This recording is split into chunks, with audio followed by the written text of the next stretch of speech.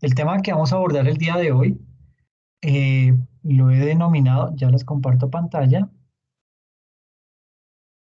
Hola Yuri, buenas noches. Entonces, el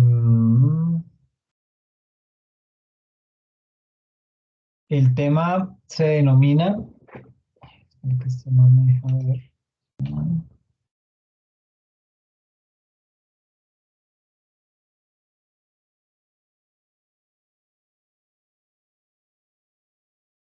Entonces, este tema lo he llamado planeación tributaria desde el origen contable en la organización. ¿Hacia dónde lo quiero llevar?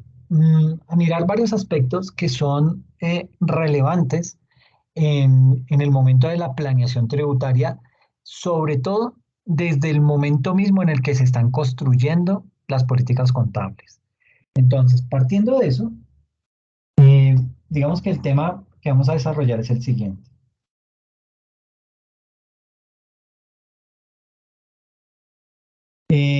Vamos a hablar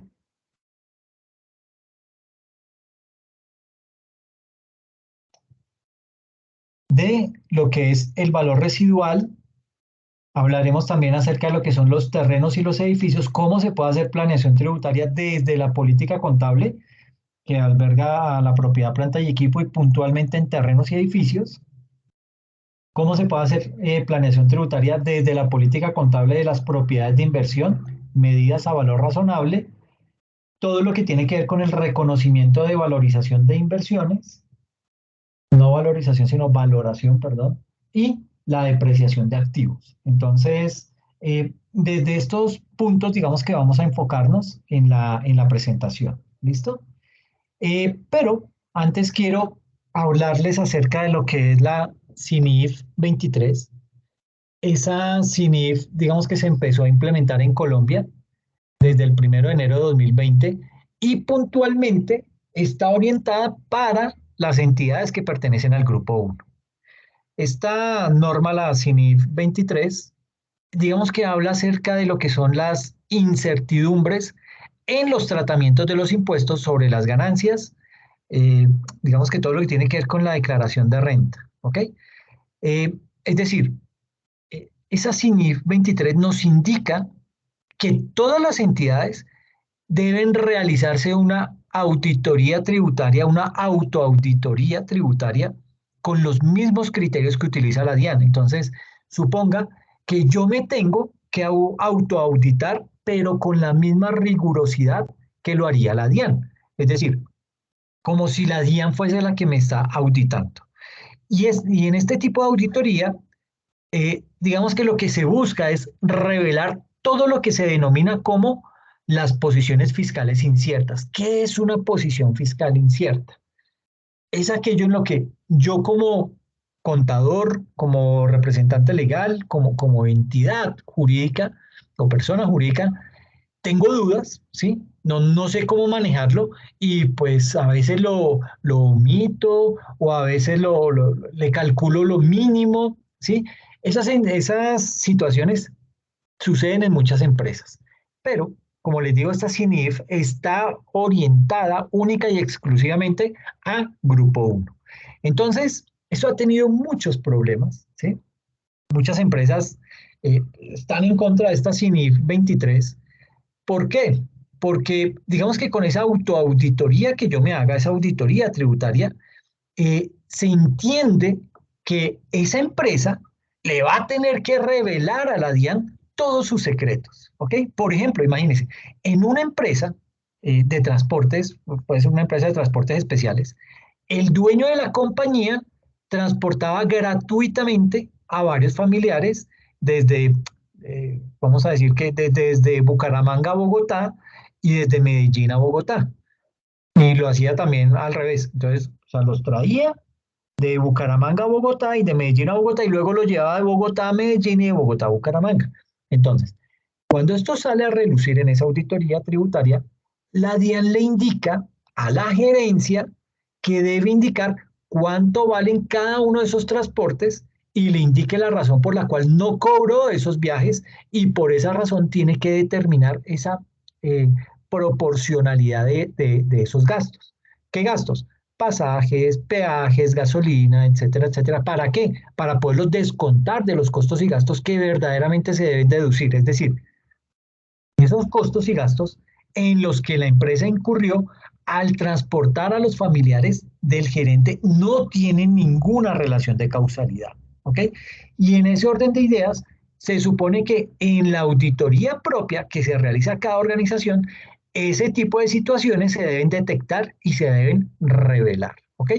Entonces, pues aquí usted me dirá, pero eso de digamos que eso tiene más de querer reducir la utilidad a pagar inflando unos costos y gastos. Y en principio, pues sí, usted puede que tenga razón, si usted, digamos que es la lectura que le pueda hacer al tema, pero puede darse el caso, por ejemplo, que este gerente no supiera y él dice, ah, bueno, como estoy moviendo los vehículos y todo esto y quiero traer a mi familia a Bogotá para que vengan a compartir conmigo en Navidad, pues yo voy y los traigo y esos costos en los que incurro en traerlos, pues los incluyo como costos deducibles y pues básicamente eso me ayuda a inflar esos costos y gastos, me disminuye la utilidad y voy a tener que pagar menos impuestos. Entonces lo que dice la DIAN, palabras más, palabras menos, es cuando usted tenga ese tipo de desconocimientos, cuando usted tenga ese tipo de incertidumbre, lo que queremos es que usted la revele. Es que usted diga cuáles son esas incertidumbres y que corrija la declaración de renta. Y entonces, pues básicamente muchas empresas, digamos que argumentan que este tipo de autoauditorías, pues, eso resulta ser muy complejo para que realmente las organizaciones realicen ese tipo de revelaciones. Pero nosotros como contadores o como revisores fiscales sí debemos recomendar a la organización que realice ese tipo de auditorías, que se identifiquen ese tipo de situaciones y podamos implementar un plan de mejora. ¿Para qué? Para evitar eh, lo que se conoce como esas posiciones fiscales inciertas al interior de las empresas. Le aseguro que toda empresa tiene esas incertidumbres en algún aspecto, ¿ok? Pero este es un ejemplo ahí como medio traído de los cabellos, porque pues básicamente uno puede decir, no, mire, es un caso que desafortunadamente la, pues la empresa tiene que pagar, tiene que corregir esa declaración de renta porque esos son costos y gastos que no son deducibles, no hacen parte del desarrollo del objeto social de la empresa. ¿Por qué? Porque el querer traerle a la familia al gerente para que no se sienta solito en Navidad, pues eso no tiene nada que ver con el desarrollo del objeto social de la empresa. Entonces yo no tendría como empresario por qué contemplar como gastos la gasolina, los peajes, el desgaste de llantas, de partes mecánicas, por una actividad que no tiene nada que ver con el desarrollo de la empresa. ¿Ok? Ahora, esa CINIF 23 nos puede servir para no reconocer activos por impuesto diferido. ¿Por qué? Porque allí se generan unas incertidumbres respecto a la probabilidad de poder realmente compensar esas pérdidas a futuro. Y si me pongo a reconocerlas hoy, lo que me pongo es a reconocer un mayor valor del activo por impuestos diferidos contra un ingreso. Y en ese caso, lo que estamos haciendo es repartiendo utilidades anticipadas y cuando yo estoy repartiendo utilidades anticipadas, estoy inflando las utilidades de manera innecesaria. ¿Ok? Ahí lo que yo puedo estar haciendo es trasladándole una, digamos que inflando las utilidades de los socios y a ellos cuando vayan a presentar su declaración como persona natural, ahí les va a aparecer ese tema y les van a cobrar más por el pago de la declaración de renta. Entonces, básicamente aquí, esa CINIF 23 hace énfasis en lo siguiente. Nos dice, cuando una entidad considerará, perdón, cuando una entidad considerará por separado el tratamiento impositivo incierto, esto es una pregunta. Una entidad determinará si considerar cada tratamiento impositivo incierto por separado o en conjunto con otro u otros tratamientos impositivos inciertos sobre la base del enfoque que mejor prediga la resolución de la incertidumbre. Para determinar el enfoque que mejor prediga la resolución de la incertidumbre, una entidad puede considerar, por ejemplo, cómo prepara su declaración de impuesto a las ganancias y sustenta los tratamientos impositivos. O B, la forma en que espera que la autoridad fiscal haga su inspección y resuelva las cuestiones que pueden surgir de eso. Si, aplicando el párrafo 6, una entidad considera más de un tratamiento conjunto incierto de los impuestos, la entidad interpretará las referencias a un tratamiento impositivo incierto en esta interpretación como se refiere al grupo de tratamientos de los impuestos inciertos considerados conjuntamente. Es decir, yo tengo que desnudarme, y perdón la palabra, pero es básicamente eso, mostrarle mis pecados al, a la DIAN, ¿sí? ¿Y qué tan chévere va a ser eso? Pues imagínese todo lo que me puede descubrir la DIAN a raíz de eso. ¿Quién quita que eso me lo vaya a hacer retroactivo después, ¿sí? O que pretenda que ese tema, digamos que me dispare muchísimo el impuesto de renta. Entonces, digamos que frente a ese tipo de situaciones, pues la DIAN lo hace con el ánimo de tratar de mejorar la forma en la que las empresas están haciendo su declaración de renta, la forma en que tienen esas incertidumbres y cómo las van a abordar, porque básicamente lo que dice la DIAN es, ok, usted corríjame la declaración de renta, ¿ok? Pero cree a la vez una provisión para hacia atrás poder estimar cuánto es lo que dejó de pagar, cuánto es lo que tiene que presentar por sanción de corrección de esa declaración de renta de años anteriores porque venía haciendo las cosas mal y créeme esa provisión para que en caso que yo lo llame, usted pueda pagar ese tipo de impuesto de corrección y de sanción. Entonces, pues básicamente ahí lo que está haciendo la DIAN es más o menos como jugando a mirar, a ver quién hace esa, bueno, para grupo uno es obligatorio, ¿ok? Pero para grupo 2, si bien es cierto, no está todavía, digamos que no es obligatorio, se recomienda que en las empresas de grupo 2 se implemente este tipo de situaciones para poder detectar cuáles son esas incertidumbres y empezar a mirar cómo las vamos a corregir, porque posiblemente esa CINIF 23 ya tenga alcance para las pymes, ¿ok? Entonces habrá que tener mucha precaución frente a eso. Y aquí nos habla el artículo 778 del Estatuto Tributario acerca del derecho de solicitar la inspección. Y dice, perdón, el artículo 779 habla acerca de la inspección tributaria. Y nos dice, la administración podrá ordenar la práctica de inspección tributaria para verificar la exactitud de las declaraciones, para establecer la existencia de hechos gravables declarados o no, y para verificar el cumplimiento de las obligaciones formales. ¿Ok? Y se entiende por inspección tributaria un medio de prueba en virtud del cual se realiza la constatación directa de los hechos que interesan a un proceso adelantado por la administración tributaria para verificar su existencia, sus características y demás circunstancias de tiempo, modo y lugar en la cual puede decretarse todos los medios de prueba autorizados por la legislación tributaria y otros ordenamientos legales previa a la observancia de las ritualidades que le sean propias.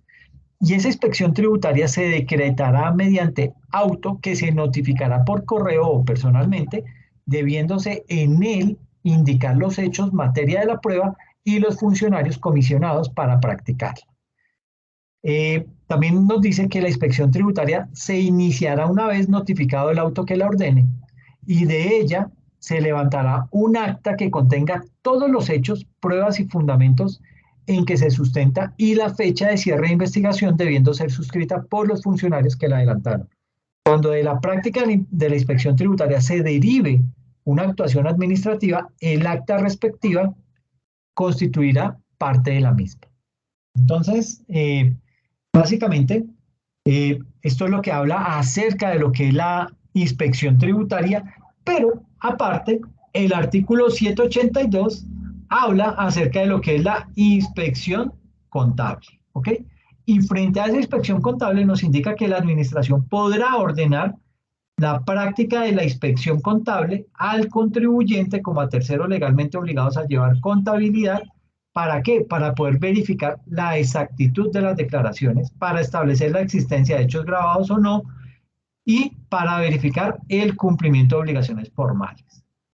De la diligencia de inspección contable se extenderá un acta de la cual deberá entregarse copia una vez cerrada y suscrita por los funcionarios visitadores y las partes intervinientes. Y cuando alguna de las partes intervinientes se niegue a firmar esa acta, su omisión no afectará el valor probatorio de la diligencia. Es decir, no significa que porque usted no quiso firmar esa acta, eso pierde validez. No. Digamos que es un formalismo, pero que si se omite, pues no tiene implicación alguna. Y en todo caso, se dejará constancia en el acta de que alguien no quiso firmar. Y se considera que los datos consignados en esa acta están fielmente tomados de los libros, salvo que el contribuyente o responsable demuestre su inconformidad. Cuando de la práctica de la inspección contable se derive una actuación administrativa en contra del contribuyente, responsable, agente retenedor o declarante o de un tercero, el acta respectiva deberá formar parte de esa actuación. Pues básicamente aquí lo que nos dice es que la DIAN tiene la potestad de, en el momento en que la DIAN lo considere, realizar bien sea inspecciones tributarias o bien sea inspecciones contables. Y esas inspecciones, mis queridos amigos, son duras. Son duras porque llegan a pedirle a usted todo tipo de información y sobre todo hay ocasiones en las que piden información de periodos anteriores, en donde posiblemente el contador actual no tenga conocimiento de eso. Entonces, digamos que ahí se puede suscitar para varias cosas que deriven en problemas para la organización. Digamos que cuando hablamos de planeación tributaria, siempre hablamos de unos, digamos que dentro de esa planeación tributaria, aplica la CINIF 23 desde el año 2020, como les decía, y trata específicamente acerca de la incertidumbre frente a los tratamientos del impuesto a las ganancias, todo lo que tiene que ver con la declaración de renta. Eso es lo que hace referencia a la provisión de posiciones fiscales inciertas para Grupo 1. Pero, como les decía, para Grupo 2 se recomienda también que se realice, pero desde la óptica de una optimización tributaria para las pymes.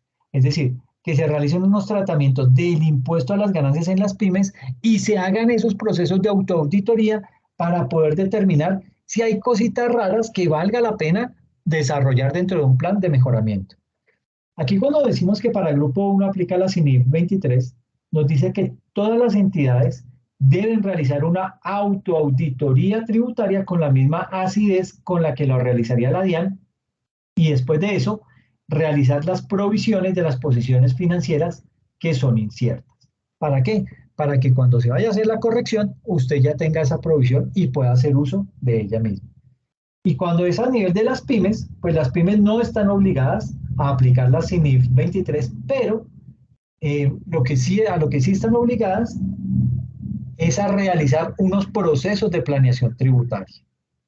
Recuerde que la planeación tributaria no solamente se mira desde la óptica de ver que yo puedo optimizar, o sea, cómo puedo pagar la cantidad justa de mi impuesto, sino también debo realizar temas que vayan orientados a cumplir con los impuestos que debo pagar y dentro de esa situación, pues yo debo contemplar esas incertidumbres para poder mirar cómo las evito a futuro y poder evitarme ese tipo de visitas o de situaciones incómodas que pueda llegar a parar una visita de la DIAN. ¿Ok? Entonces, digamos que todo ese tema que tiene que ver con las posiciones financieras inciertas resulta ser muy clave y resulta ser muy clave sobre todo para los procesos de cierres contables. Y vamos a ver que en algunos casos las políticas contables nos van a hacer pagar más impuestos y si usted tiene en las políticas contables algunos de los elementos que vamos a ver acá, pues vamos a tener que provisionar los impuestos que vamos a tener que pagar de más. Eso es lo que me dice la CINIF 23. Ahora bien, tenemos claro que esa CINIF 23 la deben aplicar las organizaciones que pertenecen al Grupo 1, pero esto no quiere decir que las empresas que pertenecen al Grupo 2, al grupo de las pymes, no les vayan a servir. Por el contrario, a ese grupo, al de las pymes, les sirve específicamente, como ya lo habíamos dicho, para optimizar los impuestos ¿A través de qué? De las políticas contables, dado que la DIAN no hace distinción entre si usted pertenece al grupo uno o al 2 en cuanto a los temas que vamos a ver. ¿Ok? Entonces, lo primero que vamos a ver es el valor residual. Implica pagar más impuestos. ¿Qué es el valor residual? Recuerdan que cuando empezamos a aplicar el estándar internacional, el estándar internacional me dice, ok, mucho cuidado porque usted tiene que aplicar la depreciación. Dentro de la depreciación me hablan acerca de calcular un valor residual. Ese valor residual es lo que estima la empresa que va a vender ese bien, llámese vehículo, maquinaria, bien inmueble, que va a vender ese bien cuando se acabe su vida útil. ¿Ok? Entonces se supone que yo calculo ese valor residual de un 20%. Entonces, ¿qué es lo que quiere decir ese 20%? Que yo voy a vender ese bien en ese valor del 20% de lo que me costó el bien total. Y digamos que ese sería el valor eh, avalado, ese sería el máximo valor por el cual yo lo podría vender ese bien.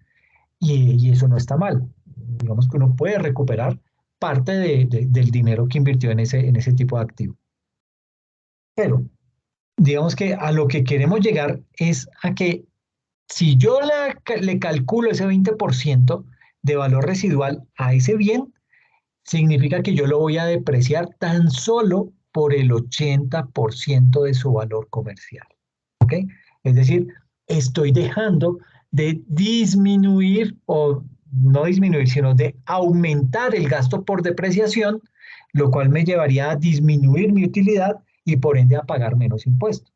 Pero como ya le estoy diciendo, no, es que yo lo voy a vender en un 20% ese valor, entonces lo voy a descontar, lo voy a tomar como un valor residual. Mal. Usted lo que está haciendo ahí con eso es simplemente diciendo que va a depreciar sobre el 80% del valor comercial por el que adquirió ese bien. Entonces, digamos que en temas de políticas contables hay que revisar primero lo que es el valor residual. Básicamente el valor residual me implica pagar más impuestos y aquí no importa si usted es grupo uno o grupo 2. ¿Por qué? Porque el artículo 131 del Estatuto Tributario me indica que el valor residual de NIF debe aplicarse también tributariamente, pero dependiendo de su política contable. Ahora bien, el problema básicamente con las políticas contables es que muchas de esas políticas contables son copias de párrafos de las NIF y eso no debería ser una política contable. ¿Sí? Una política contable tiene que ser algo que la organización decida. Por ejemplo, mi organización decide si valoro o no valoro la propiedad, planta y equipo, ya que es opcional valorarla. Yo no tengo por qué eh, estarla valorando al final de cada periodo. Eso es opcional. Eso es lo que me dice la NIF 16 en su párrafo 29 y la NIF Pymes en el párrafo 17.15. Entonces, frente a ese valor residual, aquí coloqué que el valor residual implica pagar más impuestos. ¿Por qué? Porque lo vamos a ver de la siguiente manera. Para la planeación tributaria, con base en las políticas contables, las entidades podrán establecer lo siguiente. Entonces, primero, para bienes muebles no se fija el valor residual. ¿Por qué? Porque es inmaterial. ¿Ok? Para bienes muebles. Ahora, para inmuebles no se fija valor residual porque no se tienen para la venta. Usted no se dedica a vender esos bienes. Usted está desarrollando su objeto social. Su empresa se dedica a la producción, venta y distribución de productos precocidos congelados. Entonces, dígame, ¿de dónde carajos usted va a ponerse a vender carros, a vender maquinaria, a vender bienes inmuebles? Si eso no es a lo que usted se dedica, eso no está dentro de su objeto social. Ahora, aquí sí tengo que decir algo, y es que en mi época, a mí me decían,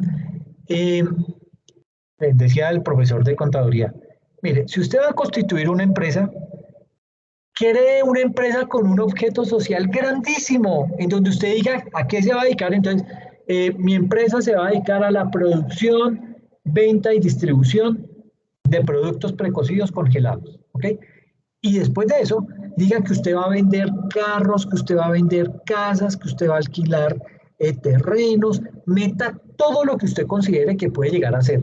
Así sea que no lo esté haciendo ahorita, pero métalo de una vez. ¿Por qué?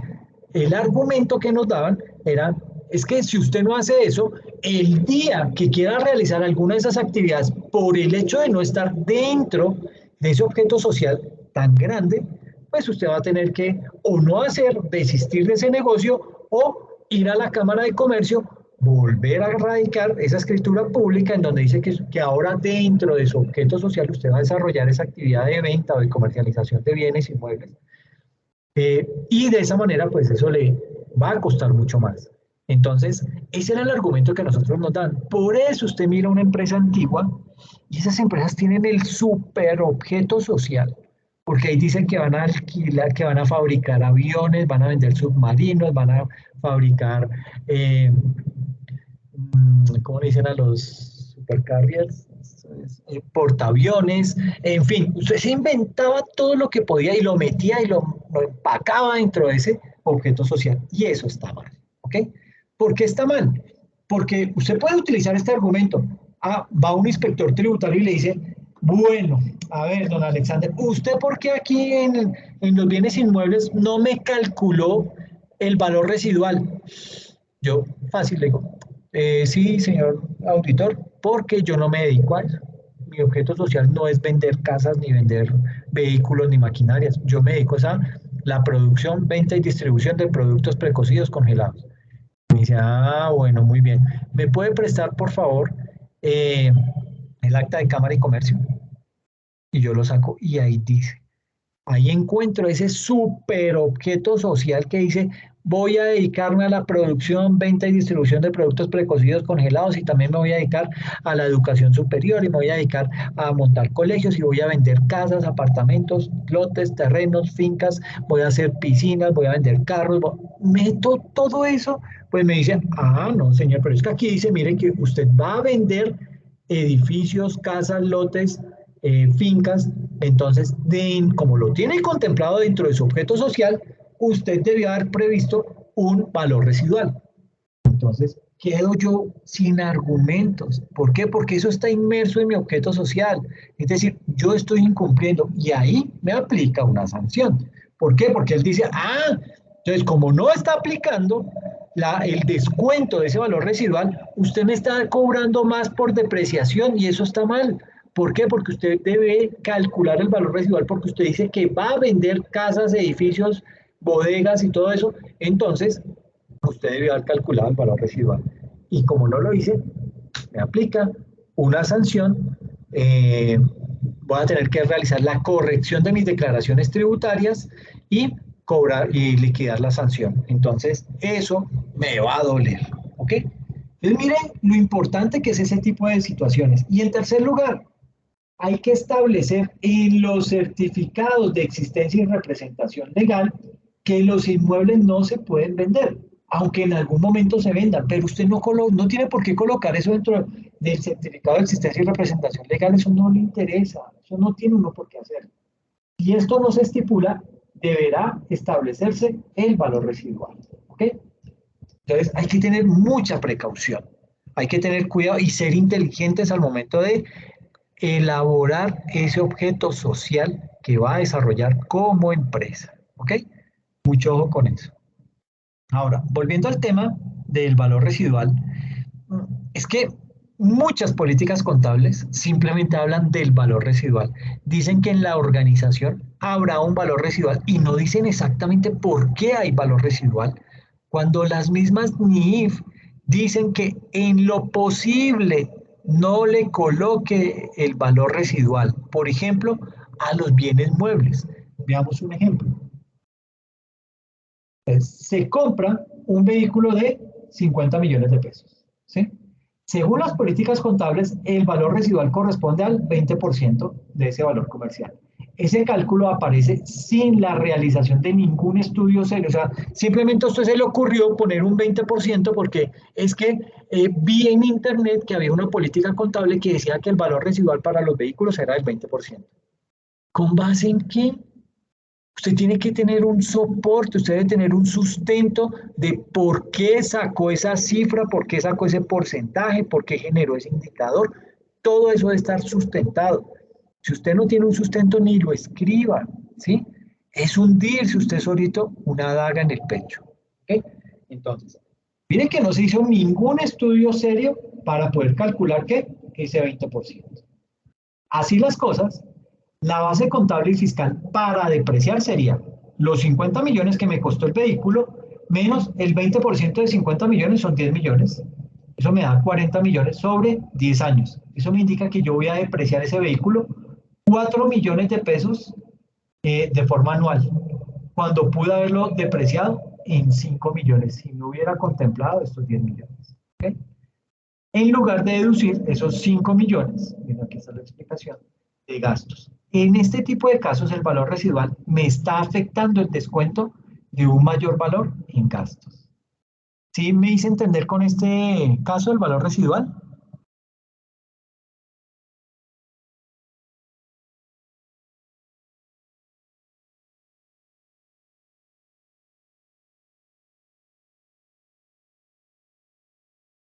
Ok, Yuri, muchas gracias.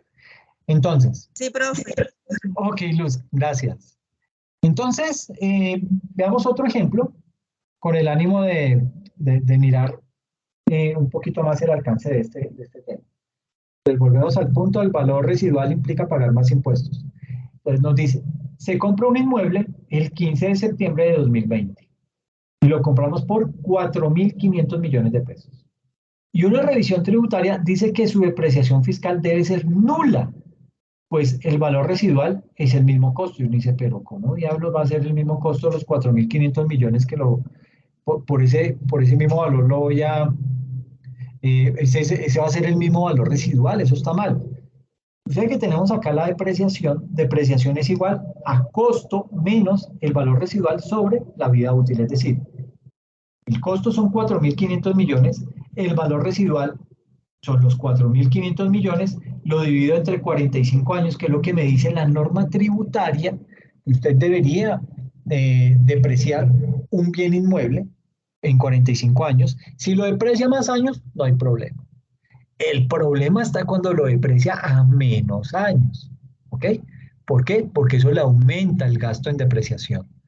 Entonces aquí, por parte tributaria, el componente tributario nos dice que los bienes inmuebles se deprecian a 45 años, pero no hay ningún problema si usted lo deprecia a 47, a 50, a 55, a 60 años. No hay problema si es hacia arriba, pero si es hacia abajo, usted lo tiene que justificar muy bien ante la DIAN. Entonces, si hago esto, el resultado es 0 pesos. 4.500 menos 4.500 dividido 45, o sea, 0 dividido 45, eso me da 0. ¿Listo? Entonces, básicamente ahí, pues, digamos que no estoy haciendo absolutamente nada. ¿Y cuál es la explicación? Esto corresponde a un caso de la vida real en donde el auditor tributario de la DIAN le argumenta a la empresa que no podía depreciar el bien inmueble el año inmediatamente anterior. ¿Por qué? Porque en el caso de los inmuebles y a criterio de ese auditor de la DIAN, el valor de los inmuebles es prácticamente el valor residual. Es decir, el valor residual es el mismo valor del costo y esto tiene su razón, ya que el valor residual o cuota de salvamento, como le llaman en algunas partes, o de rescate, es el valor que me darían si yo como empresa lo fuera a vender. ¿Ok? Entonces, tiene sentido desde ese punto de vista. ¿Ok? Ahora, este tipo de criterios que utiliza la DIAN se vuelve algo de alcance general, ¿ok? Y debemos tener mucho cuidado ya que en caso de ser grupo 1, la CINIF 23 me indica que debo provisionar lo que la DIAN nos va a cobrar si nosotros no aplicamos ese mismo criterio, ¿ok? Y para este tipo de casos se puede implementar las siguientes estrategias de planeación tributaria con las políticas contables y consiste en señalar en las políticas contables lo siguiente. Entonces, digamos que no se tiene valor residual para bienes muebles porque es inmaterial. Y ya les digo por qué. Pero aquí miramos entonces esto. Para este tipo de casos se puede implementar las siguientes estrategias de planeación tributaria con las políticas contables y consiste en señalar en las políticas contables lo siguiente. No se tiene valor residual para bienes inmuebles porque es inmaterial. Los invito a que vean la NIC 16.53. Ahí nos justifica por qué los bienes muebles son inmateriales. ¿Ok? Digamos que aquí hay que hablar entonces, hablemos de este término, voy a borrar acá. Quedémonos con este término de inmaterial. ¿Cuál es el principio de la materialidad? La materialidad la utilizamos en contabilidad para todo. El principio de materialidad se refiere al valor o interés que pueda tener un evento o un objeto al interior de la empresa. O sea, qué tan relevante, qué tan importante es ese evento. ¿Ok? En el ámbito de la contabilidad, se debe reconocer y presentar los hechos económicos según su importancia relativa, entre paréntesis, su materialidad. Eso es materialidad, su importancia relativa. Entonces, un acontecimiento económico es importante o es relevante o es material si por sí mismo puede hacer cambiar de opinión a un individuo sensato.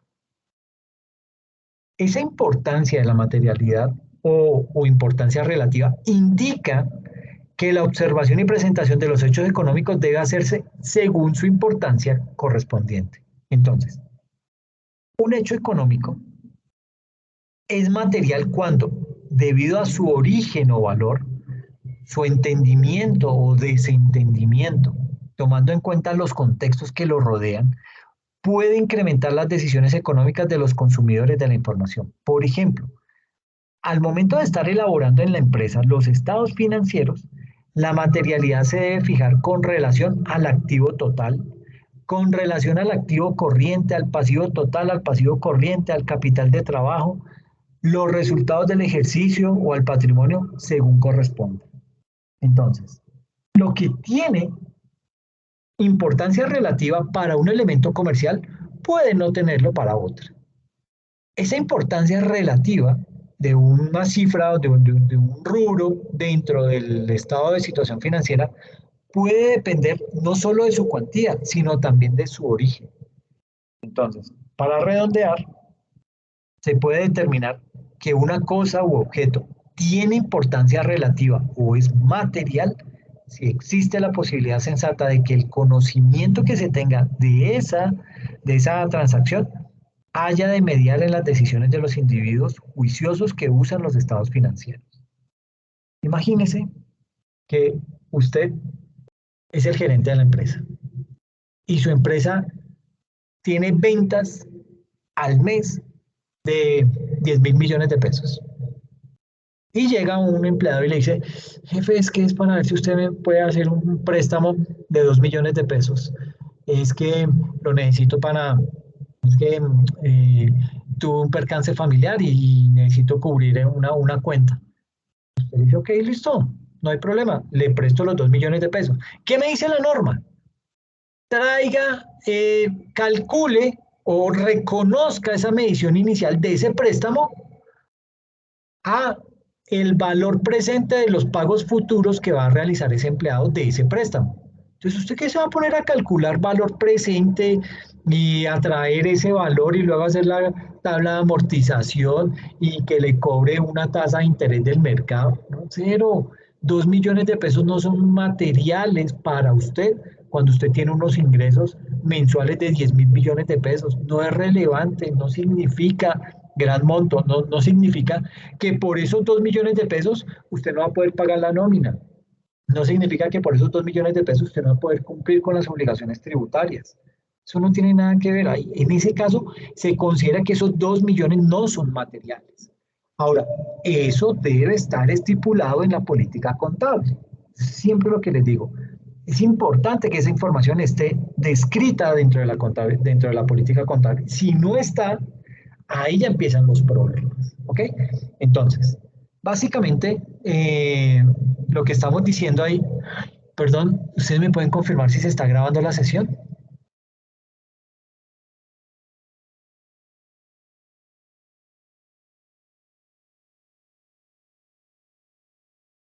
Ay, sí, sí, sí, sí, se está grabando. Mm, Lo Sí, chévere profe. que, lo chévere que es preguntarse uno y contestarse uno mismo. Gracias, Luz.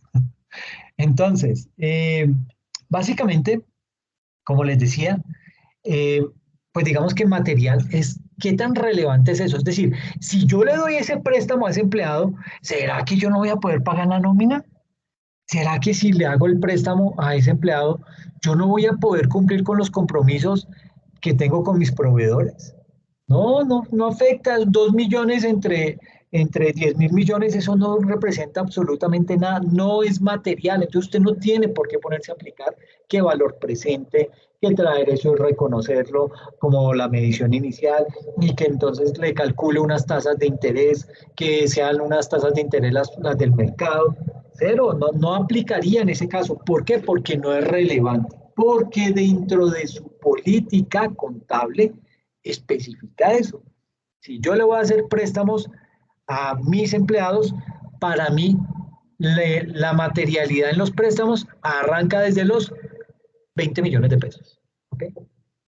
De ahí para abajo, todo eso no tiene usted por qué aplicar qué valor presente, qué tasa de interés del mercado, nada de eso. Usted lo puede manejar como quiera al interior de su empresa, desde que no sea material. Si es material para la empresa y está así estipulado en la política contable, se debe hacer tal y como lo dice la norma. Apliquen el valor presente, calcule una tasa de interés del mercado y con base en eso calcule la cuota de pago y aplique una tabla de amortización para poder llevar el control de los pagos que le va a hacer ese empleado para ese préstamo. Ahí sí ya lo tendría que hacer. De resto no lo tengo que hacer, pero vuelvo y digo, eso está dentro de la política contable. Lo mismo pasa con la propiedad, planta y equipo, específicamente con los muebles y enseres. Imagínense que somos una universidad, yo y siempre pongo el mismo ejemplo porque pues estamos en una universidad. Imagínese usted llevando como activo fijo cada pupitre, ¿m? que, lo, que le tiene que hacer depreciación, que le tiene que llevar la hoja de vida de ese bien. No, qué vaina, eso no tiene sentido, ¿sí? Entonces, usted, ¿qué sí puede hacer? Agruparlos. ¿Por qué? Porque todos los pupitres tienen las mismas características. Son de madera, tienen base metálica, se compraron al mismo tiempo, el valor es el mismo. Entonces, digamos que con base en eso usted puede decir, a todo ese grupo de pupitres le voy a realizar la depreciación. Ya eso es diferente, pero usted lo está haciendo en grupo. Diferente a tenerle que hacer la depreciación a cada pupitre y estar mirando cuándo fue que lo compré, cuál ha sido su desgaste, cuándo lo tengo que dar de baja. Eso sería inmanejable. No hay contabilidad que aguante ese tipo de cosas. Entonces, dentro de la política de propiedad, planta y equipo, se estipula cuándo es material ese tipo de bienes muebles. ¿Ok? Imaginen que la universidad decretó o en su política contable que es material para los bienes muebles un valor de 5 millones de pesos. Entonces, ok, usted dice, ok, 5 millones de pesos, listo, no tengo que meter ni las cosedoras ni las perforadoras, no tengo que meter eh, los escritorios, pero usted lo que sí debería hacer es agrupar esos objetos que tienen las mismas características. No lo estoy diciendo a nivel de cosedoras y de perforadoras, pero de pronto sí a nivel de escritorios. Imagínense a nivel de televisores, que se tengan una serie de televisores en los salones. Pues, ¿yo qué haría? Yo digo, ok, no puedo meter un televisor, ¿sí? Porque no cumple con el tope, que es de 5 millones.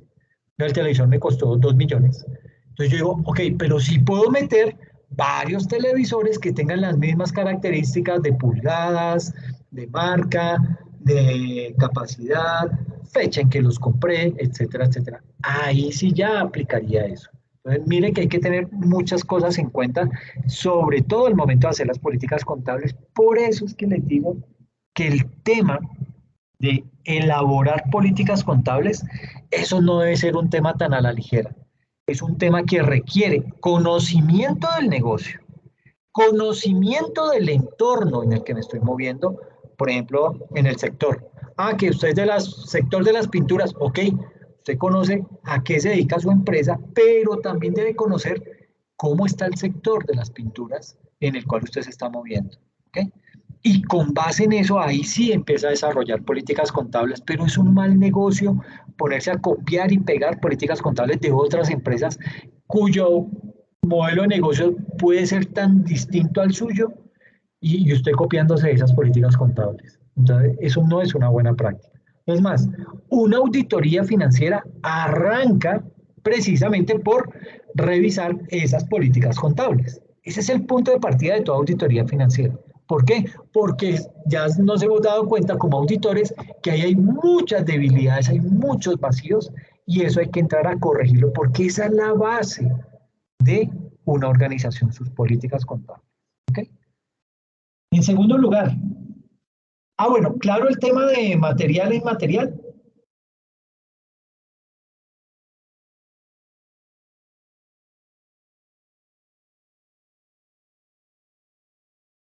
Bueno, interpreto el silencio administrativo. Entonces, segundo, no se tiene valor residual para inmuebles porque no se tienen para la venta, que ahí es donde viene una diferencia de criterio a nivel fiscal. Para los auditores fiscales, ellos consideran que debe haber valor residual para los inmuebles, pero vuelvo y le digo, si usted no tiene dentro del certificado de existencia y representación legal que se dedica a vender bienes inmuebles, no tiene que aplicar ese valor residual. ¿Por qué? Porque usted no se dedica a vender muebles, no se dedica a vender bienes inmuebles, ¿sí? Entonces, no se tiene valor residual para inmuebles porque no se tienen para la venta. Y esto es así porque al menos vamos a entrar en una diferencia de criterio con la DIAN, cosa que además no es sancionable y por lo menos nos da un respiro frente a ese auditor fiscal que sí nos va a venir a argumentar que se debería tener valor residual y ahí le podemos contraargumentar que es un bien que no lo tenemos para la venta porque si estudiamos con detenimiento ese valor residual, no es que se contabilice, sino que se resta del costo o de la base de depreciación de ese activo. ¿Con qué propósito? Con el de poder reducir la ganancia ocasional en la venta.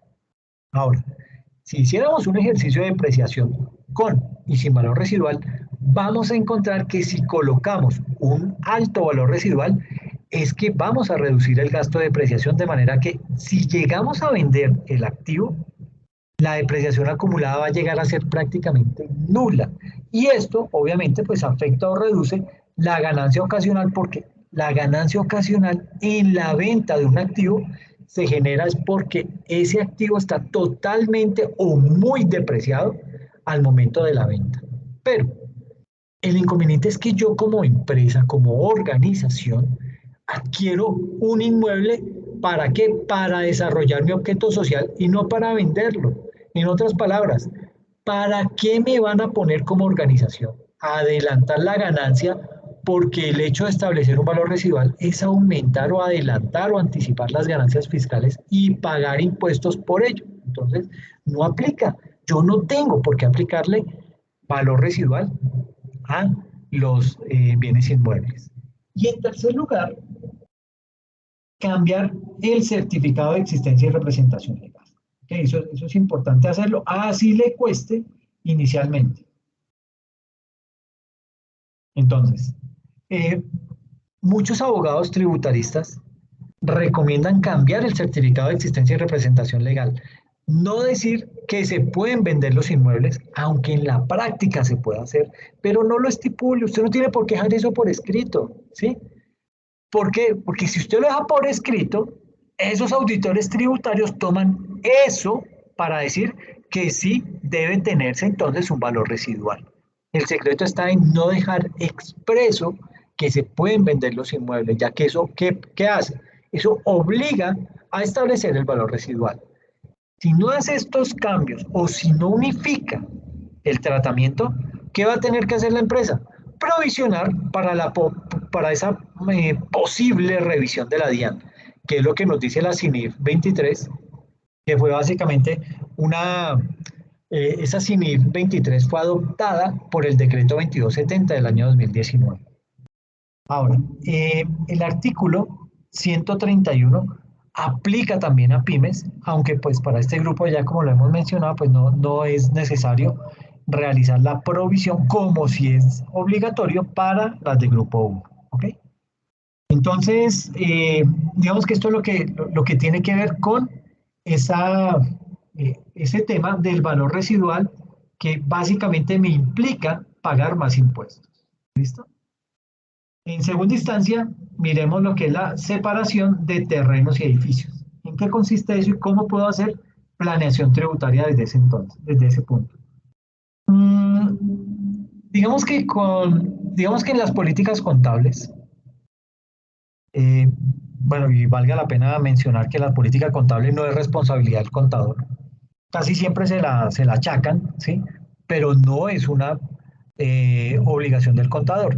El contador es un miembro más que hace parte de ese consejo de administración, que es el consejo de administración el que desarrolla, implementa y pone en práctica esas políticas contables al interior de la empresa. Que le pueden pedir asesoría al contador y todo eso, sí se puede, eso no tiene ningún inconveniente, pero lo que pasa es que el contador no se las sabe todas, el contador no conoce todo el proceso, no conoce la minucia del proceso, por eso es importante que al momento de elaborar una política contable esté ese consejo de administración que sería el gerente, el, el contador, que estén los vicepresidentes y algunos representantes de cada área funcional con el ánimo de traer a colación toda la casuística que pueda surgir y desde esa casuística empezar a elaborar esas políticas contables. ¿Ok? Digamos que acá nos dice lo siguiente. Nos dice que una empresa compró un activo en 2008 y en el estado de situación financiero de apertura, o sea, cuando se hizo el, el paso de la contabilidad antigua a la contabilidad por estándares financieros, en ese estado de situación financiera de apertura no se separó los terrenos y los edificios. Grave error. ¿Ok? ¿Por qué? Porque en ese afán, usted con el cuchillo entre los dientes como contador, teniendo que correr para dar el salto a las NIF y que no lo fueran a sancionar y todo eso, pues mucha gente cogió esto y hizo un poco de locuras que más o menos 8, 9, 10 años después es que vienen a darse cuenta de ese tipo de situaciones. Entonces, imagínense, se hizo la compra de ese activo en el 2008 y cuando se pasó al estado de situación financiera no se discriminó cuál era el valor del terreno y cuál era el valor de la edificación. Entonces, ¿qué pasa? Que la DIAN está requiriendo a esa empresa porque viene depreciando los terrenos agrupados con el edificio y ustedes y yo sabemos que los terrenos no se deprecian. ¿Ok? Entonces, digamos que, y aquí esto es un paréntesis, eh, existe un mecanismo para poder corroborar que nuestras políticas contables están bien elaboradas. Esas políticas deben cumplir con la lista 800-600 de la taxonomía XBRL. Y algunos son el 110.000, que habla acerca de la información general sobre estados financieros, eh, la lista 21, perdón, 210.000, que habla acerca del estado de situación financiera corriente y no corriente, la lista 510.000, que habla acerca del estado de flujos de efectivo por el método directo, la 520.000 de los estados de flujo de efectivo por el método indirecto, la 610.000, estado de cambios en el patrimonio, la 800-600, que habla de las notas o la lista de políticas contables, y la 810.000, que habla acerca de las notas, información de la entidad y declaración de cumplimiento con las NIM. Es decir, yo debería, al interior de mi empresa, tomar todas y cada una de las políticas contables y pasarlas a través de esta lista 800-600 para poder mirar si quedaron bien elaboradas o no. ¿Qué debería decir mi política frente a este tipo de casos de los que estamos hablando? Antes, pues digamos que este, eh, digamos que este estándar, esta taxonomía XBRL, eso es una, digamos que es como una taxonomía que viene de Estados Unidos y es básicamente, hace referencia a ese XBRL a una extensión digamos que es una extensión del lenguaje en donde a través de eso se reportan información del negocio. ¿Ok? Esa taxonomía, digamos que está clasificada en informes que se catalogan según los estados financieros. Al igual que las NIF plenas, las NIF para las pymes también tienen su propia taxonomía. Y esa taxonomía ha sido modificada ¿para qué? Para poder atender a los requerimientos del estándar para pymes. El universo de informes que contiene ese estándar XBRL, que ha sido organizado por las NIF, puede ser una herramienta que contribuya a la estructuración de ese proceso de implementación. Y algunos son estos que les acabo de mencionar ahora. Todos estos. ¿Listo? Ahora, si comparo mis políticas contables específicamente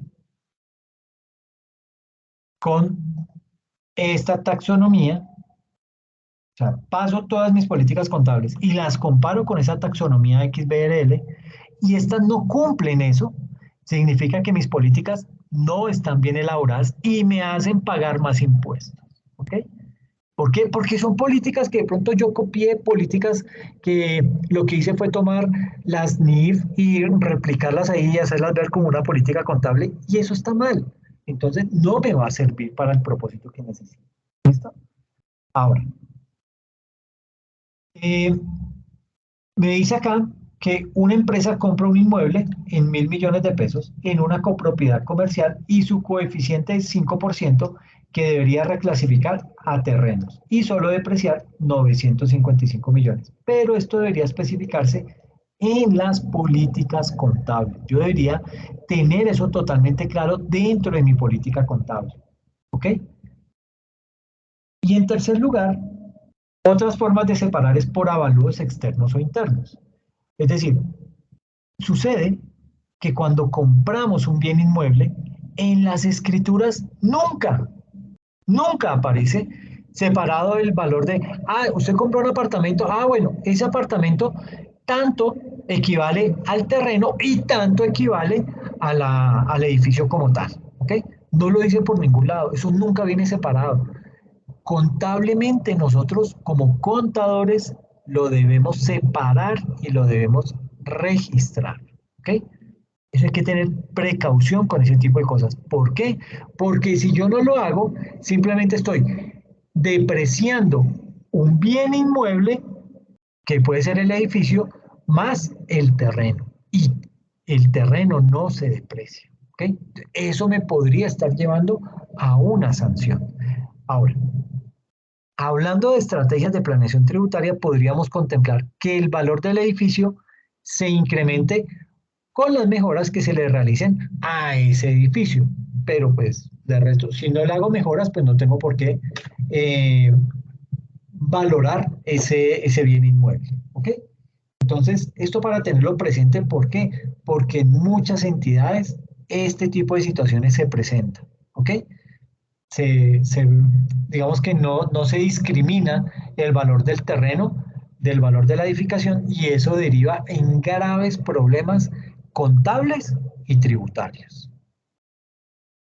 Otro aspecto que hay que mirar con detenimiento dentro de la planeación tributaria es que se pagan más impuestos si la vida útil NIF es más larga que la vida útil fiscal.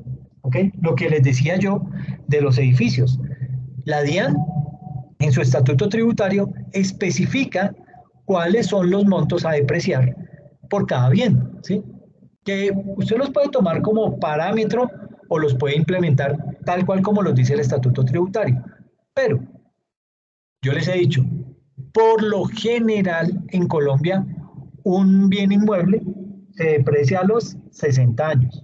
El estatuto tributario dice a los 45.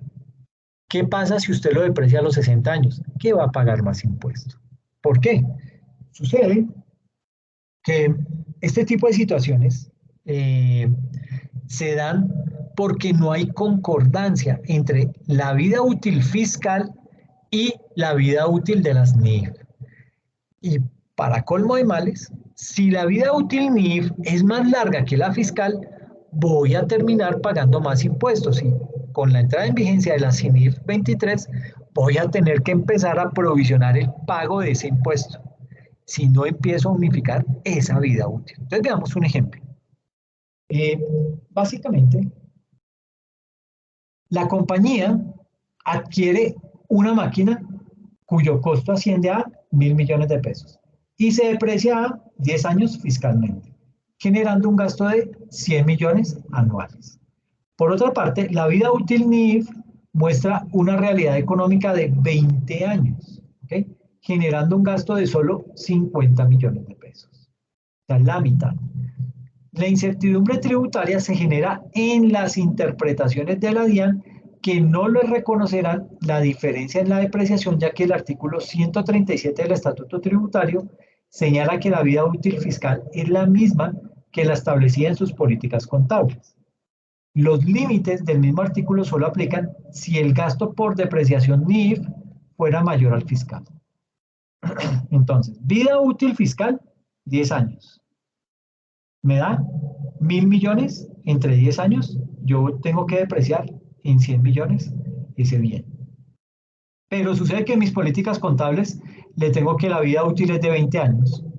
Entonces, tomo los mismos 1.000 millones que me costó, lo divido entre 20. Mire que no le estoy aplicando ni valor residual ni nada por el estilo. Esto es un método directo. 1.000 millones sobre 20 años, eso me da 50 millones de depreciación. Esto lo estoy haciendo por política contable.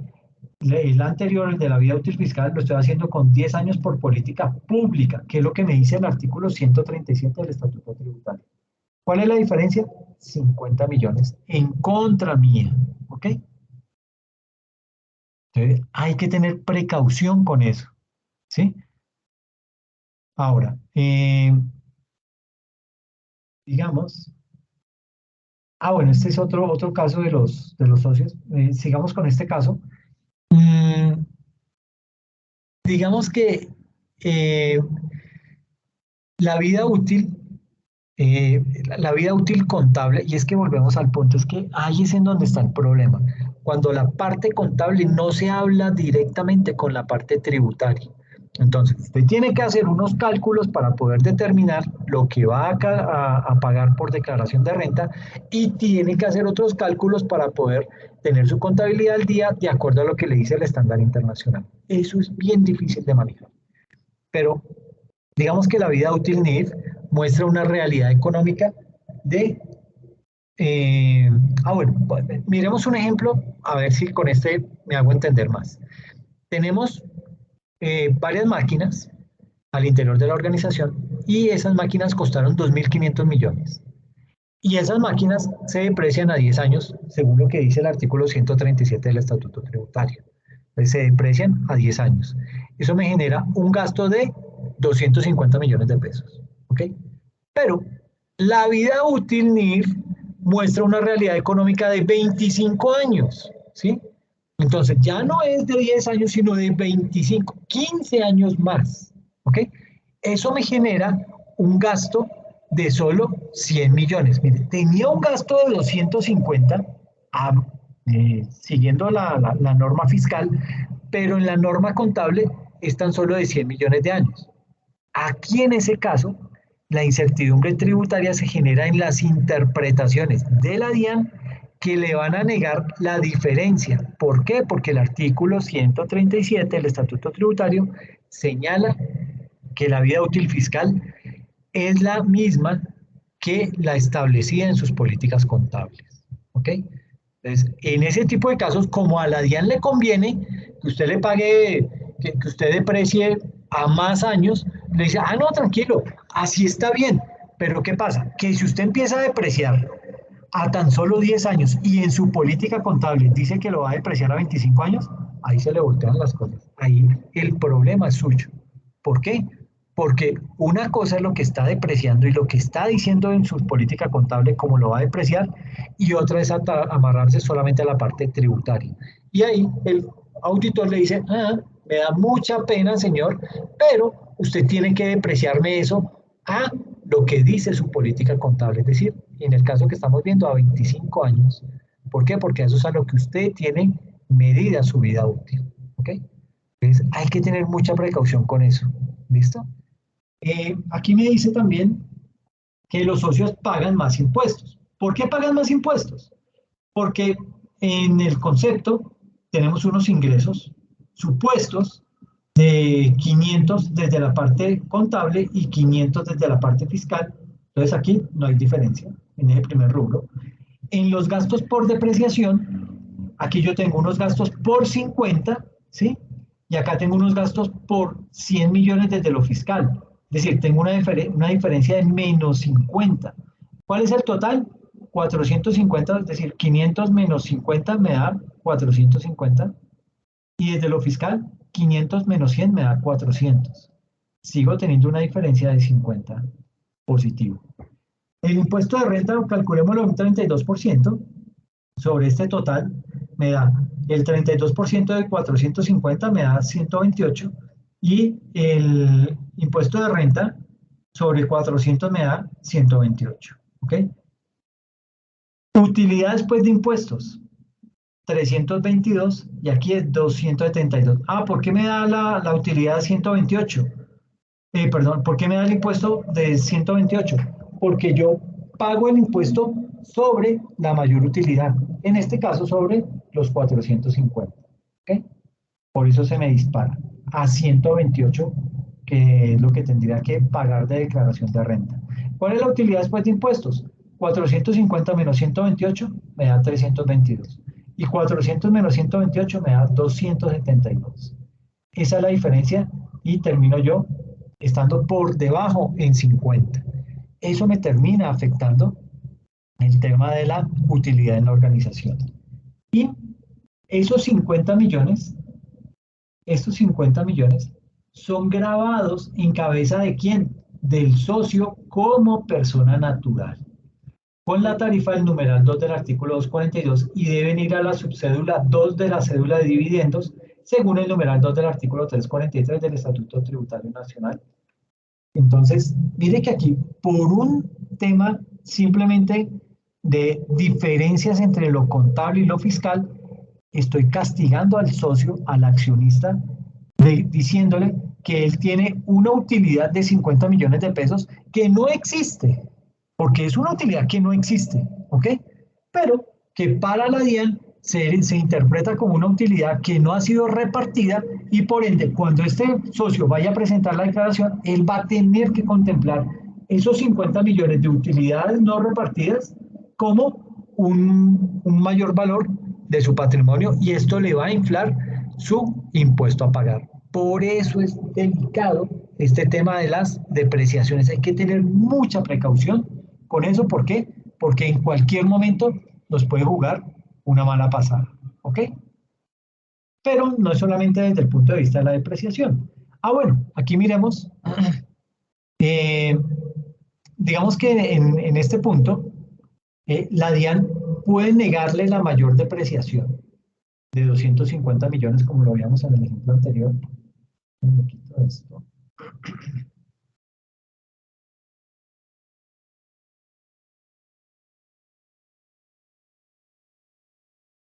Entonces, aquí básicamente estamos diciendo que la DIAN puede negarle la mayor depreciación de 250 millones. ¿Por qué?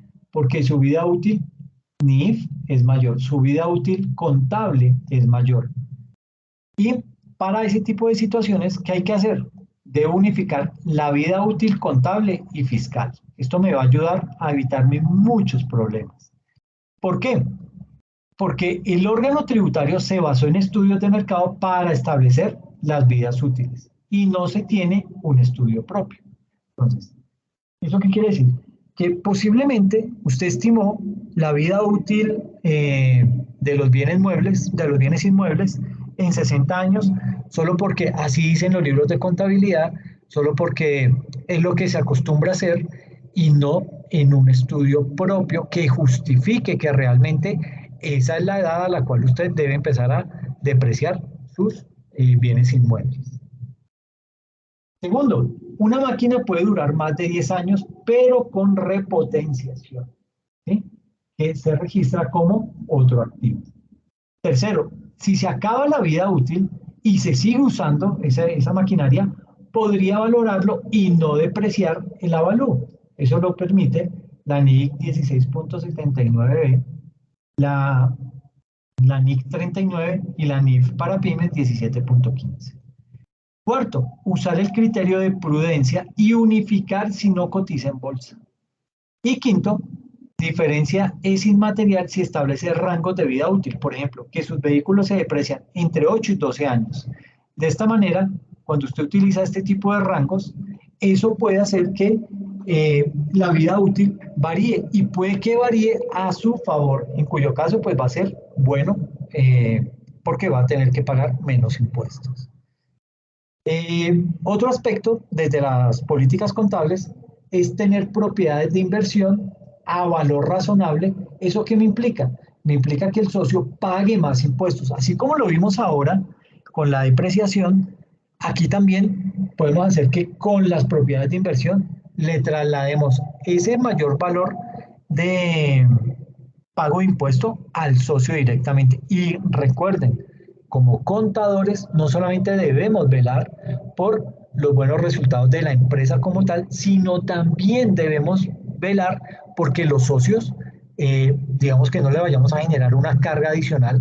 ¿Por qué? Porque la razón de ser de la empresa es pues los socios que están invirtiendo su dinero y su capital y pues nosotros tenemos que tratar de hacer que esos ingresos, esas inversiones se valoricen con el paso del tiempo y también con una buena gestión. Entonces, digamos que el hecho de tener propiedades de inversión a valor razonable me implica que el socio pague más impuestos. ¿Por qué se dice eso?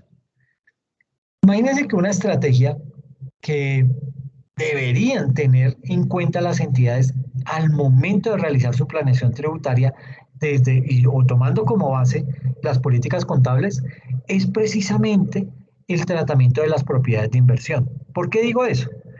Porque la elección del modelo de medición posterior de las propiedades de inversión, que puede ser el modelo del costo o el modelo del valor razonable, estoy hablando de la medición posterior. Recuerde que en contabilidad hay dos mediciones, una medición inicial y una medición posterior. La medición inicial va de la mano con el reconocimiento. Y la medición posterior, pues yo tengo que mirar cuál es el mejor mecanismo que puedo implementar para realizar ese proceso de medición. En el caso de una propiedad de inversión, por lo general se utiliza el valor razonable y es mirar en el mercado cuánto vale esa propiedad. Entonces, usar el modelo de medición al valor razonable en el caso de esas propiedades de inversión, ¿qué me implica? Me implica el pago de más impuestos por parte de los socios de una misma entidad. Por ejemplo, en el escenario 1, en donde imagínense que vamos a utilizar el valor razonable para realizar esa medición posterior de esa propiedad de inversión. Básicamente, aquí de usarse ese valor razonable en las propiedades de inversión y reconocerse una valorización del activo, se generaría un efecto negativo en las utilidades, dado que aunque éstas presenten un aumento, la valorización tiene su origen en una estimación y no en un ingreso real. ¿Ok? Entonces yo puedo decir, ah, sí, la propiedad ahora vale 1.000 millones de pesos y yo la compré en 100. Imagínese todo lo que se ha valorizado. Pero eso no significa que usted la está vendiendo y que en esa venta le van a dar los 1.000 millones de pesos. No, una valoración es un supuesto, ¿sí? Es una estimación que se hace, que puede hacerse una estimación con base en un estudio, perfecto, válido, pero usted está inflando esos activos a nivel de la organización. Y nos vamos a dar cuenta que eso no es tan chévere para los socios. Entonces, eh, la valorización tiene su origen en una estimación y no en un ingreso real. Y su efecto, en el caso de la utilidad, después de impuestos bajo estándares internacionales, será que sea mayor a la fiscal, ¿ok?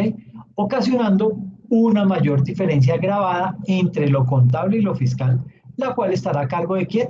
De los socios. Y en un segundo escenario, La estrategia consistiría en establecer una excepción en las políticas contables para que las propiedades de inversión se midan al costo, no al valor razonable, sino al costo.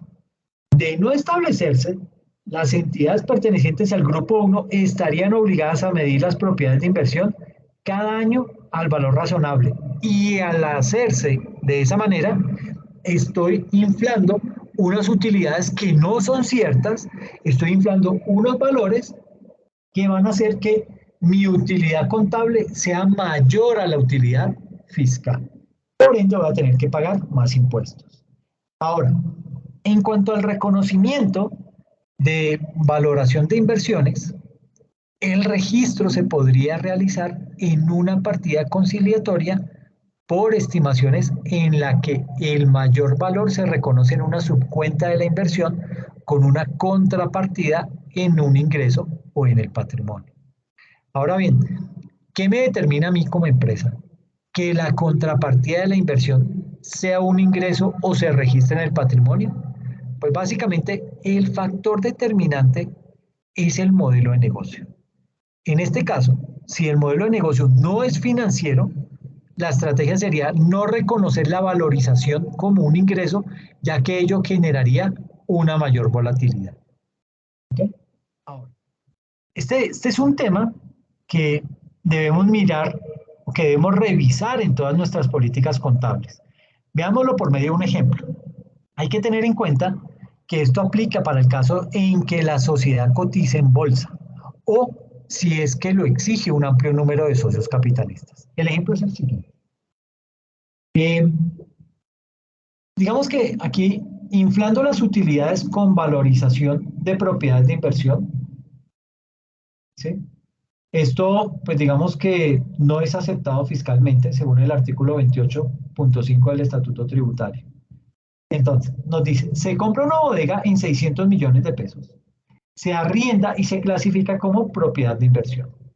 Al final de cada año debe, y mire que está entre comillas, debe valorarse y el resultado son 900 millones de pesos. Es decir, tenemos ya una diferencia de 300 millones más.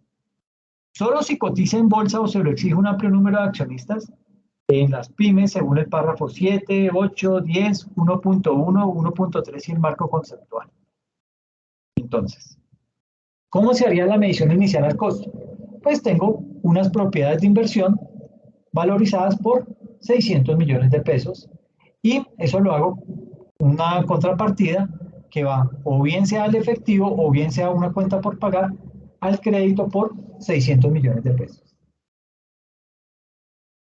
Registro esa diferencia que es de 300 millones por medición posterior. Ese registro de esa diferencia por medición posterior de estimaciones que tampoco son aceptadas fiscalmente, según lo que dice el artículo 21 raya 1, parágrafo 6 del Estatuto Tributario. Y lo hago en el mismo libro oficial de siempre, que esto me lo recomienda una nota que hizo el Consejo Técnico de la Contaduría Pública, la 577 del año 2014, y el artículo 772 raya 1 del Estatuto Tributario. Me dice, lleve esos 300 millones de estimaciones a una cuenta 156997. Mire que es un auxiliar de esta cuenta, de la 1569. ¿Qué pasa? Muchas empresas tienen la mala práctica de llevar dos libros de contabilidad. Eso es ilegal. Eso no es permitido en la contabilidad colombiana. ¿Qué se debería hacer? Registre en una cuenta auxiliar esa valorización, esa propiedad de inversión. Digamos que usted puede registrar esa valorización de 300 millones con base en un documento de avalúo que dice, ah, sí, su propiedad ya no vale 600, sino vale 900 millones. Ok, guarde eso como soporte, regístrelo en este auxiliar 97, puede ser, 300 millones al débito contra una cuenta 421097, ingresos por valor razonable, no grabado aún, según el artículo 28.5. ¿Por qué digo no grabado? Porque no es una venta, a usted no le están entrando esos 300 millones. Usted lo tiene que dejar ahí como una medición posterior a valor razonable, pero que no tenga ninguna incidencia desde la parte fiscal.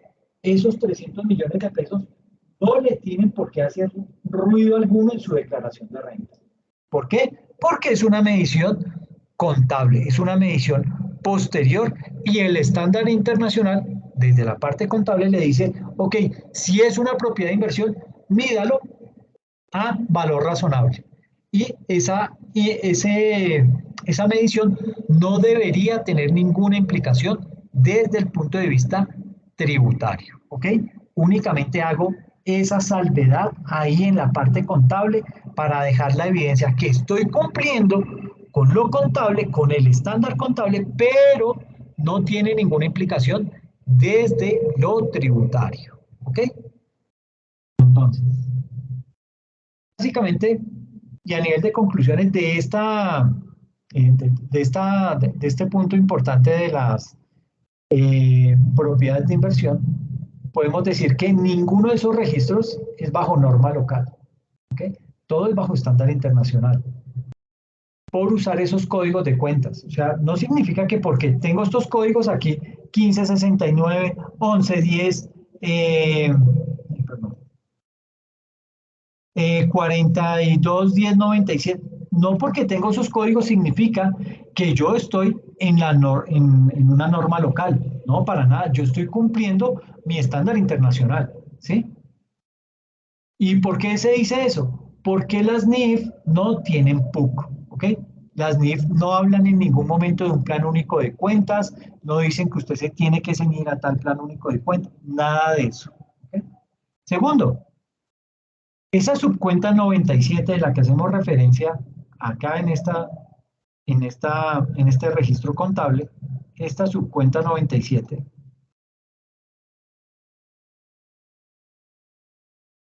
es la partida conciliatoria por estimaciones y esto evita la mala práctica que implementan algunas organizaciones referente a llevar dos o más libros contables en donde en uno registran a valor inicial y en otro lo llevan para contabilizar las variaciones de dicha cuenta. ¿Ok? Eso está mal y eso es ilegal. Tercera conclusión, hay que tener en cuenta lo relacionado con el impuesto diferido. Si yo contemplo esos 300 millones como un mayor valor, eso me va a derivar en impuesto diferido.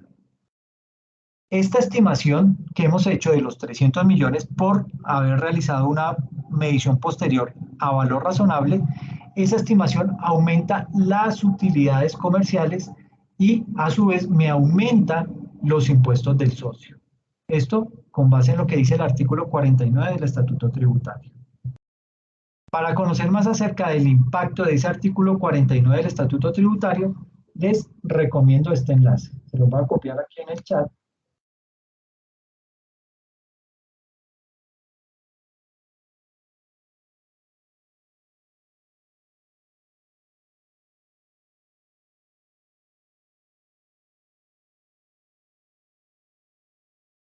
Para que puedan tener un poco más de información acerca de el impacto que tiene el artículo 49 del Estatuto Tributario en nuestra organización. ¿Ok? Entonces, pues básicamente, yo creo que dejemos acá.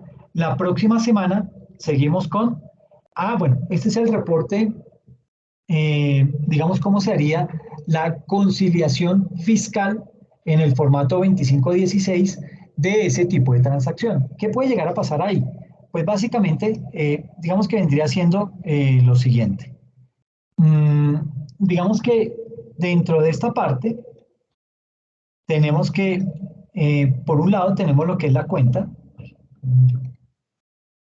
Entonces, por un lado tenemos lo que es la cuenta, en otro el concepto, en una parte tenemos lo que es las cifras que se van a reportar a la DIAN vía XML, la diferencia que nos da esa cuenta auxiliar 97 que se hace vía estimación y lo que nosotros reportamos como contabilidad vía XBRL.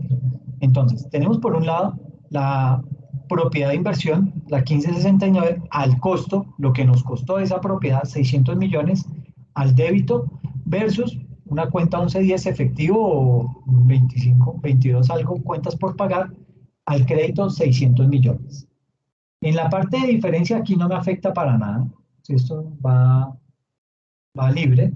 Y en la parte contable se refleja lo mismo, los 600 millones de la propiedad de inversión contra los 600 millones que fue el mecanismo que utilicé para pagar esa obligación. Luego tengo mi cuenta auxiliar. ¿Por qué? Porque voy a realizar la medición posterior. Al cierre contable, yo tengo que realizar la medición posterior de esa propiedad de inversión. ¿Y qué me dice la norma? Por lo general me dice la norma, realice esa medición posterior a valor razonable. A valor razonable, yo voy y hago un avalúo de esa propiedad y me dicen que la propiedad se incrementó en 300 millones de pesos. ¿Ok? Entonces yo llevo a la misma cuenta 1569-97 la propiedad de inversión, valorización en esta sección de diferencia, en donde esa valorización va los 300 millones al débito y en la cuenta de ingresos por valor razonable con el auxiliar 97 los 300 millones al débito. ¿Ok? Esto me muestra que en mi contabilidad, lo que le estoy reportando a la DIAN, estamos hablando de los 600 millones y aquí en la parte contable estoy cumpliendo con el estándar internacional diciendo que una fue mi medición inicial de 600 millones cuando hice la transacción y al final del periodo contable estoy reconociendo los 300 millones de valorización que tuvo vía avalúo ese bien y me da 900 millones. ¿Okay? Entonces, digamos que este es el criterio que se debe utilizar cuando estamos manejando propiedad de inversión. Lo recomendable es manejarlo contablemente de esta forma para evitar inconvenientes y que eso nos vaya a traer problemas a futuro. Entonces, solo por presentación, aquí primero va la columna NIF, luego la fiscal y el orden, pues digamos que aquí esto no nos afecta en nada, básicamente estamos haciendo es una demostración de cómo puedo estar reportando la información tanto a la DIAN y cumpliendo con el estándar internacional, mostrando todo en un solo libro contable. Pero transaccionalmente, primero es la medición inicial, es decir, mis 600 millones, tanto en lo contable como en lo fiscal, mis 600 millones, porque esto es un hecho ocurrido. Entonces, primero la medición inicial al costo y luego la medición posterior de estimaciones. La medición posterior, que la tengo aquí, de 300 millones, en esa diferencia y la llevo a lo contable, ¿ok? Porque debo seguir cumpliendo lo relacionado con el estándar internacional. Y yo no tendría por qué reportar a mi declaración de renta una valoración de 300 millones porque yo todavía no he vendido eso. Yo cuando venda ese bien inmueble es que hago el reconocimiento en la parte tributaria de esa venta y sobre eso es que voy a declarar renta y voy a tener que pagar impuestos. ¿Ok? Entonces hay que tener mucha precaución con eso. No existe la contabilidad tributaria, sino que la norma fiscal se remite formalmente al costo NIF siempre. ¿Ok? Entonces, esto para tenerlo muy presente, ¿por qué? Porque siempre cometemos errores desde nuestras políticas contables. Tenemos esa mala práctica. Ha pasado y seguirá pasando si no hacemos una auditoría a la parte contable, a la parte de políticas contables que me permitan determinar cuáles son los vacíos y cuáles son los errores que estamos cometiendo desde esa parte. ¿Ok? Digamos que aquí establecer, digamos que tener propiedades de inversión a valor razonable implica que el socio pague más impuestos. Como conclusión, podemos decir que establecer una excepción en sus políticas para dejar propiedades de inversión al costo, no llevarlas al valor razonable como nos recomienda la norma internacional. Y esto es aceptado por la NIC 1.20 y la NIF para pymes en su párrafo 3.5.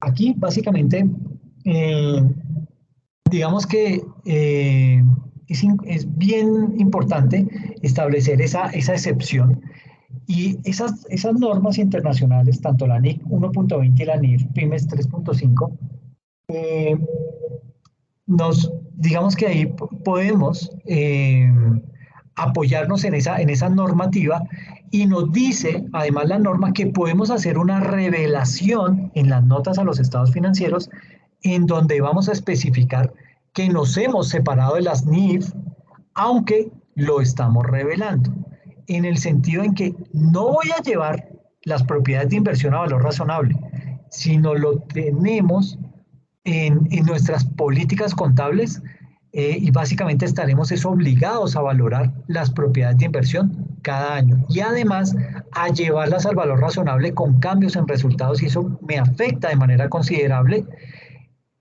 ¿En qué me afecta? Que estoy inflando las utilidades. ¿Por qué? Porque como lo veíamos, estamos mostrando que tuvimos un incremento de 300 millones, ¿sí? Y esto no es real, esto es un supuesto, esto es una estimación, ¿sí? Pero cuando yo le esté mostrando esto en la contabilidad de los socios, ellos van a tomar eso como una utilidad posible de distribuir. Y al estar de esa manera configurada, ellos van a tener que declarar eso en su declaración de renta como persona natural. ¿Y qué pasa? Que la Superintendencia de Sociedades ha indicado que es recomendable que esas utilidades no se repartan porque vienen de una estimación, no son reales, ¿ok? Pero el hecho es que las llevamos al estado de resultados y por el simple hecho de haber llevado esas supuestas utilidades de 300 millones al estado de resultados, ¿qué pasa? Cualquier socio puede exigir que se repartan esas utilidades. ¿Por qué? Porque desafortunadamente el Código de Comercio no se ha cambiado y en ese código se indica que todas las utilidades que aparezcan en el estado de resultados se deben distribuir. Entonces, una cosa es lo que se recomienda y otra cosa es lo que diga la ley. ¿Okay? Hay que tener mucha precaución con eso. Ahora, el otro problema es que el socio va a terminar pagando más impuestos. ¿Por qué? Porque va a tener inflado un excedente. ¿En cuánto? En 300 millones de pesos. Así de simple. ¿Ok? Ahora, mucho menos en una ESAL porque estas tendrían un excedente inflado. O sea, si este caso le pasa a una ESAL, pues para la ESAL es mucho más complejo. ¿Por qué? Porque ellos tendrían un excedente inflado. Y en tercer lugar, dejar estos bienes arrendados como propiedades, planta y equipo, ver definición de NIF, PYMES 17.2 o NIC 16.6, fiscalmente se deprecia si la medición inicial es al costo, ¿ok? Aunque la medición posterior sea valor razonable. Eso es un oficio que sacó la DIAN en donde hace mención a este tipo de situaciones, ¿ok? Entonces, pues nada, dejémoslo acá. En la próxima sesión hablamos acerca de la política de reconocimiento de valoración de inversiones para reducir los impuestos del socio, cómo pasaría ese tipo de cosas, cómo lo podemos manejar y de ahí en adelante pues ya digamos que vamos a manejar otro tipo de conceptos también. Hablaremos de el ejercicio del efecto contable y tributario, de la depreciación de activos no usados por temas de la pandemia. Eso también tuvo un impacto y desde esa óptica lo vamos a analizar. Vamos a mirar varios casos, qué pasa, cuál es su implicación y miraremos algunos ejemplos. Miraremos también desde la óptica, este es bastante largo, pero lo miraremos con varios ejemplos para poder tener una mayor comprensión. Y esto tuvo una gran afectación, sobre todo en pymes. Pymes que muchas de ellas tuvieron que replantear su política contable. ¿Por qué? Porque estaban depreciando por línea recta y al depreciar por línea recta yo estoy obligado a depreciar, use o no use esos activos. ¿Ok? Y en pandemia, que estuvimos mucho tiempo cerrados, esas depreciaciones inflaron los gastos y al tener unos gastos inflados, casi que muchas pymes no podían cumplir con la hipótesis de negocio en marcha. Entonces, eso es bien delicado. Eh, y bueno, digamos que esto lo vamos a poder analizar desde varias ópticas, mirándolo todo con ejemplos. ¿Ok? Y listo, ahí terminaríamos lo que son lo de la planeación tributaria vista desde las políticas contables y luego nos vamos a meter en un tema eh, más de doble tributación o de planeación tributaria, pero vista desde empresas que realizan negocios de tipo internacional. Entonces vamos a mirar ahí qué pasa con los tratados internacionales, qué es eso de la doble no tributación, en fin, una gran cantidad de temas que vienen y que vamos a tocar con mucha más profundidad. ¿Ok?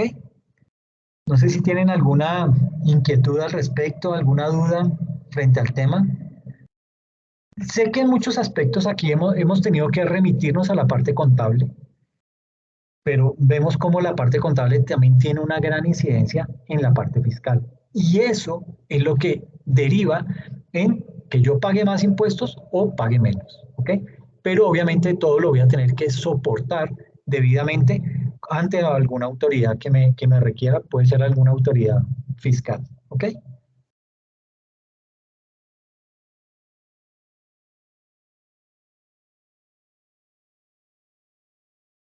Bueno, entonces, pues nada, yo creo que dejamos ahí. En la próxima sesión continuamos. Y ahí, no sé si hay de pronto dudas frente a la actividad que hay que desarrollar, que es la exposición. ¿Alguien tiene inquietudes frente al tema o eso está totalmente claro?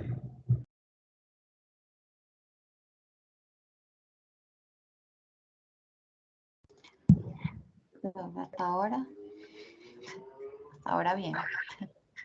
Lo del tema de las exposiciones. Sí. Ok, perfecto. Listo, bien. Entonces, pues nada, me voy tranquilo. Cualquier cosa, pues digamos que ahí a través del correo me pueden consultar y estamos atentos al tema. Les agradezco mucho y nos vemos dentro de 8 días, ¿ok? Cuídense mucho. Gracias, profe. Feliz noche. Gracias, que estén bien. Gracias, profe. Feliz noche. Hasta luego. Gracias, María Elizabeth. Lo mismo para ti, que estés bien.